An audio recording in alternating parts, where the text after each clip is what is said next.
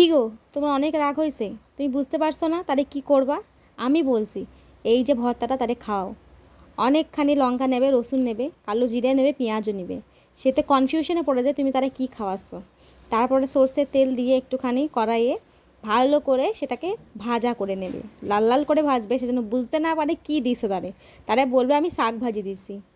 এই দেখো সবগুলো ভাজাভাজি করে নিয়ে তারপরে একটুখানি নুন দেবে, না নুন দেবে একটুখানি না বেশি করে, তার উপর তোমার রাগ। তারপরে একটুখানি নুন দেওয়ার পর সেটা হাতের মাধ্যমে চটকে চটকে চটকে যত রাগ আছে সব মিক্স করে দেবে একসাথে। তারপরে তারে দাও, আমি বলছি তোমার এত শান্তি লাগবে তার পরের অবস্থাটা দেখে। না না, আমি মজা করছি, এটা আমার একটা বান্ধবী খায়। সে কেন এত ঝাল খায় আমি জানি না, আমার তো দেখেই ঝাল লাগে। তো সে একদিন খাচ্ছিল, ভাবলাম ভিডিওটা করি। তো আমার তো ভিডিও করতে করতেই চোখ দিয়ে, নাক দিয়ে, মুখ দিয়ে একদম মনে হচ্ছে আগুন ছুটছে।